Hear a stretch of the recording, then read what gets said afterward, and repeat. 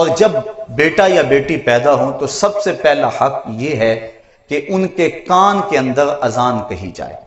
دائیں کان میں اذان کہنا اور بائیں میں اقامت کہنا، نماز والی اذان اور اقامت کہنا، یہ مسنون ہے، اس طرح سے کہ اذان دینے والا باوضو ہو اور اس کا رخ قبلے کی طرف ہو، اور بچے کا دایاں کان پہلے سامنے کیا جائے، پھر اس کے بعد بایاں کان سامنے کیا جائے اور اس کے اندر اذان پڑھی جائے، تاکہ بچے کے کانوں میں سب سے پہلی آواز اگر پہنچے تو وہ اللہ اکبر کی آواز ہو۔ بلکہ کوشش یہ کرنی چاہیے جس ماحول میں بچے کی ولادت ہو رہی ہے، جو خدمت گزار دائیاں اور جو وہاں لوگ موجود ہیں، ان سے بھی کہا جائے کہ کوئی آواز سب سے پہلے کوئی آواز نہ پڑے، سب سے پہلی آواز اگر بچے کے کان میں پڑے تو وہ اللہ اکبر کی آواز پڑے۔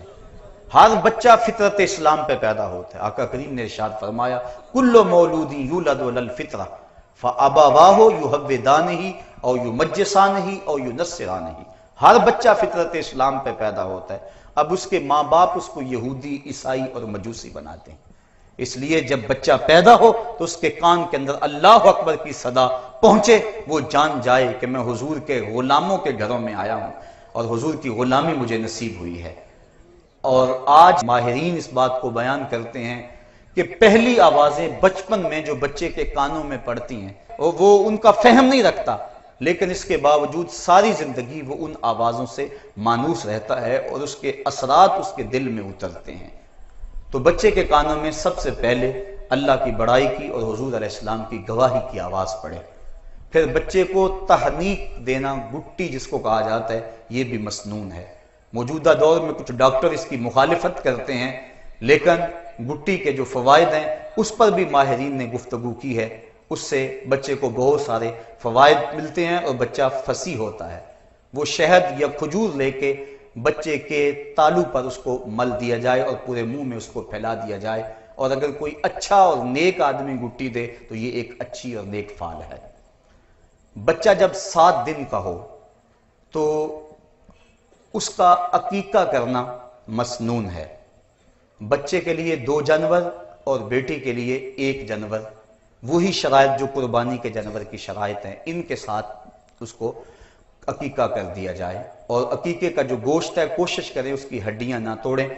بلکہ اس کو کچا تقسیم کر دیں، اگر اس کو پکا کے بھی تقسیم کریں گے تو یہ بھی شرعاً درست اور جائز ہے۔ بچے کے سر موڑ دیے جائیں اور بالوں کے وزن کے برابر چاندی یا اس کی قیمت راہ خدا میں خیرات کی جائے، اور جو بال ہیں وہ ضائع نہ کیے جائیں، کسی گندگی کے ڈھیر پہ نہ پھینکے جائیں، بلکہ ان کو کسی پاکیزہ جگہ پہ دفن کر دیا جائے۔ یہ صرف بچے کے بالوں کا مسئلہ نہیں، ہر انسان کے بال ہوں یا ناخن ہوں، یہ انسان کے جسم کا جز اور حصہ ہیں، ان کو کٹوا کے یوں ہی نہیں پھینکنا چاہیے، بلکہ یہ انسان کی عزت اور تکریم ہے کہ اس کو کسی پاک جگہ پہ رکھنا چاہیے یا دفن کر دینا چاہیے۔ اس کے بعد بچے کے ختنے 7 دن کرنا یہ بھی مسنون ہے، بچہ کمزور ہو تو اس کے ختنوں کا وقت آگے بھی لے جایا جا سکتا ہے، لیکن علماء نے یہ تصریح کی ہے کہ بلوغت سے قبل ختنے کر دیے جائیں، اس لیے کہ جو پردہ ہے وہ واجب ہے اور ختنے مسنون ہیں،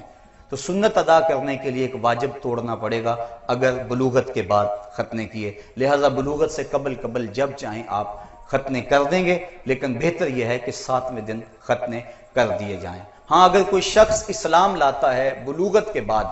تو اس کے ختنے اسی وقت کیے جائیں گے۔ حضرت ابراہیم علیہ السلام 80 سال کی عمر میں تھے کہ جب ختنوں کا حکم آیا تو آپ نے بسولے کے ساتھ خود اپنے ختنے فرمائے تھے، تو عمر کے کسی حصے کے اندر بھی ختنے کیے جا سکتے ہیں اگر ختنے نہ ہو سکے ہوں۔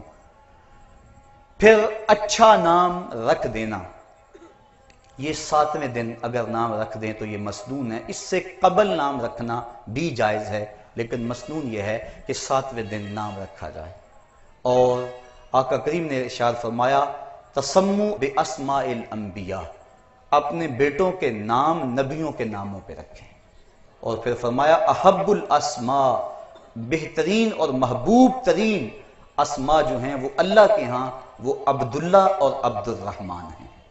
اور پھر یہ بھی ارشاد فرمایا کہ بہترین نام حمام اور حارث ہیں۔ حمزہ نام کی فضیلت بھی احادیث کے اندر موجود ہے، اور یہ بھی ارشاد فرمایا تسمو بے اسمی، میرے نام پہ اپنے بچوں کے نام رکھو۔ اور علماء نے ارشاد فرمایا جس دسترخوان پہ محمد نام کا بچہ ہوگا وہاں بے برکتی نہیں آئے گی۔ تو جب اللہ اولاد دے تو کسی کا نام حضور کے نام پر محمد یا احمد رکھ دینا چاہیے۔ اور ایک حدیث کے بابرکت کلمات ہیں، آقا کریم نے فرمایا اگر تم اپنے بیٹے کا نام محمد رکھو تو پھر اس کی عزت بھی کرو۔ اور سیرت حلبیہ کے اندر امام برہان الدین حلبی لکھتے ہیں کہ قیامت کے دن اللہ تعالیٰ جل شانہ آواز دے گا یا محمد صلی اللہ علیہ وآلہ وسلم، تو محمد نام کے جتنے لوگ ہیں وہ اس آواز پہ دوڑ پڑیں گے، اور اللہ تعالیٰ فرمائے گا میں نے تمہیں تو نہیں بلایا، میں نے تو اپنے محبوب کو بلایا ہے۔ عرض کریں کہ مالک چونکہ ہمارا نام یہ تھا لہٰذا ہم اس پکار پہ چلے آئے، اللہ ارشاد فرمائے گا چلو آ گئے ہو، اب جنت تمہارا راستہ ہے۔ تو اس طرح اپنے بچے کا جو نام ہے وہ بابرکت نام رکھا جائے۔ ان الاسماء تتنزل من السماء، آسمان سے اسماء کی تاثیرات اترتی ہیں۔ آج اس موجودہ دور کے اندر لوگ اس خواہش میں ہوتے ہیں کہ ایسا نام رکھا جائے جو آج تک نہ کسی کا رکھا گیا ہو اور نہ سنا گیا ہو۔ یہ جدت کی خواہش انسان کی فطرت تو ہے، لیکن لوگ اس خواہش کے تحت ایسے ایسے نام رکھ دیتے ہیں کہ جن ناموں کا کوئی معنی اور کوئی مقصد بھی نہیں ہوتا ہے۔ محمل الفاظ بچوں کے نام رکھ دیے جاتے ہیں، صحابہ کے نام پہ نام رکھے جائیں، انبیاء علیہ السلام کے ناموں پہ نام رکھے جائیں۔ پھر کچھ ناموں سے منع کیا گیا، جن ناموں میں خود نمائی ہو ان ناموں سے منع فرمایا گیا، جس طرح برہ نام سے حضور نے منع فرمایا۔ اسی طرح جو دشمنان خدا و رسول کے نام ہیں ان ناموں سے منع فرمایا گیا، وہ نام نہ رکھے جائیں۔ ہمارے معاشرے کے اندر کیسر اور پرویز یہ دو نام رکھے جاتے ہیں، حالانکہ یہ وہ بدبخت ہیں، ان میں سے پرویز نے میرے آقا کا خط پھاڑا تھا، اس لیے ایسے اگر نام کسی کے ہیں تو ان کو فوری یہ نام بدل دینے چاہیے اور اللہ اور اس کے رسول کی ناراضگی مول نہیں لینی چاہیے۔ تو اچھے نام رکھنے کی برکتیں یقیناً ظاہر ہوتی ہیں۔ جب بچے کی عمر 7 سال ہو جائے تو آقا کریم نے ارشاد فرمایا کہ مرو اولادکم بالصلاۃ وہم ابناء 7 سنین وَضْرِبُوهُمْ عَلَيْهَا وَهُمْ أَبْنَاءُ 10 سنین وَفَرِّقُوا بَيْنَهُمْ فِي الْمَضَاجِعِ، فرمایا جب تمہارے بچوں کی عمر 7 سال کو پہنچے تو ان کو نماز کی طرف کھینچ کے لے جاؤ، انگلی لگا کر مسجد کا راستہ دکھاؤ، بچیوں کے لیے گھروں میں مصلی بچھواؤ، اور اگر 10 سال کے ہو جائیں اور نماز نہ پڑھیں تو فرمایا ان کو مار کر نماز پڑھاؤ۔ بچے کو دین کے لیے تنبیہ کرنا، اس کو مارنا، شریعت نے اس کی اجازت دی ہے۔ والد کو تاکید کی کہ وہ دیوار کے ساتھ کوڑا لٹکا کے رکھے اور بچوں کو اللہ سے ڈرائے۔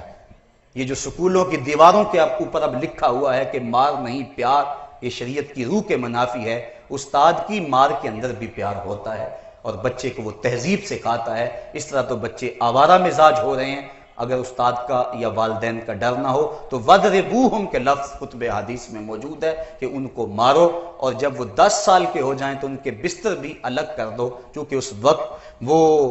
بلوغت کے قریب پہنچ جاتے ہیں، لہٰذا اس وقت ان کے بستر الگ الگ کر دیے جائیں تاکہ ممکنہ خرابی سے بچا جا سکے۔ جس طرح بچہ پیدا ہوتا ہے تو سب سے پہلے اس کے کان کے اندر